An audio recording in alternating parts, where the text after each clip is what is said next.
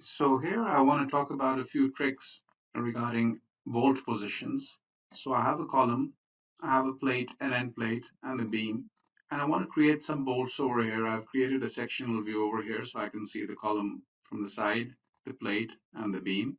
And I'm going to create a set of bolts over here, right in the middle of this beam. So let me go to the bolt command and select my plate because my bolt is going through the plate and the column, not the beam. Then I right click and now I select the origin of the bolt group and I give it an X direction. So it could be, for example, the bottom of the beam, right? So I zoom out and my bolts have been created right at the center of the beam.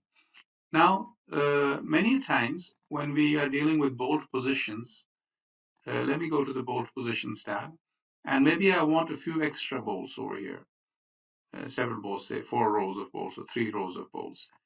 But I also have another problem. So let me first go in and modify this. Let's say I have another 3 multiplied by 60 in the x direction. So I've created the extra bolts.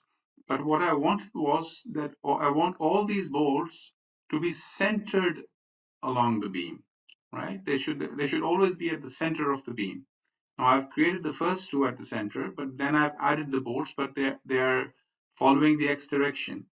And whereas what I want them to be, the way I want them to behave is to be centered. And for that, I will have to really think hard, and because I want to calculate the center of this whole group.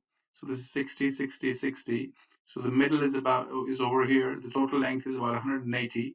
So if this were the center, then I would need to say 90. I would need to just say something like this.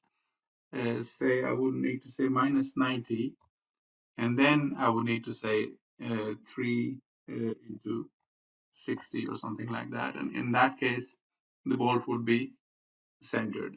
But this is not actually that easy every time. So, I mean, let's think of a worse example. Let's say we have something like this, 2 into 60, and then one gap of 80, and then another 2 into 60. So it gets more complicated. So it's like this, and I want this whole group to be centered on the beam. Now, calculating the entire length of the group, then doing a minus on the half of that, and then doing the rest is time consuming. So there's a little trick over here. If you see at the bottom side, we have X alignment and Y alignment.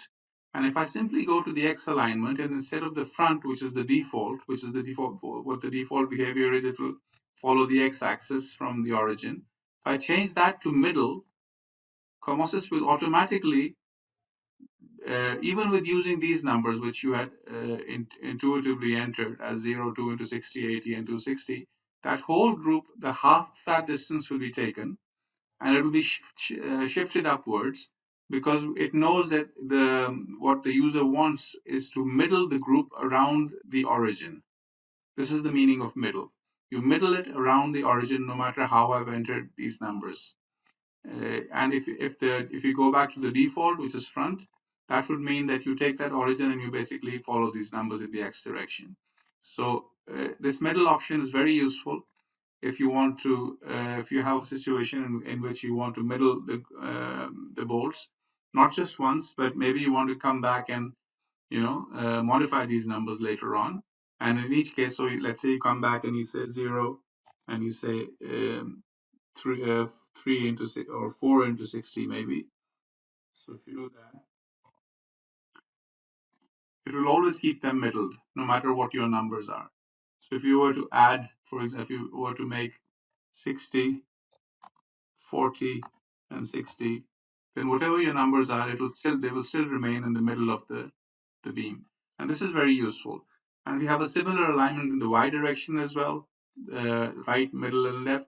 So whenever you want something to be middled, it's most useful for that. For the other ones, the normal behavior will usually suffice. But for middling the bolts, even though you're changing these numbers, you can use this option, and it's very useful. Now, one question could be that where would I want to middle the bolts? And the answer is whenever your main element is primarily in tension or in compression, that's where you want to middle your bolts. So, for example, if this beam was carrying a pure entirely tensile force in it, but my bolts are entered without this anchoring in the middle. So let me turn that back to the normal default, something like this. Now, in this case, although I'll have sufficient number of bolts, let's say, to carry the tensile force, but the tensile force is along the middle of the beam, the net tensile force. But the bolts are not in the middle of the beam now. So that will create a net moment inside the beam, which will cause extra stresses, which we don't want. So whenever the elements which you're connecting are carrying primarily tensile forces, then you would want to use this option, because in that case, when you convert it into middle, you can be assured that the forces which are coming will now be primarily taken without creating any eccentricities. Of course, I'm not saying that this is the right way to do it. In that case, what you would normally do is you would have bolts around the flange, and then bolts around the flange, and then some bolts in the middle, according to the area of the web and the areas of the flanges. But in any case, those bolts will be middled according to the center of the beam, and that's where this particular feature will come in handy.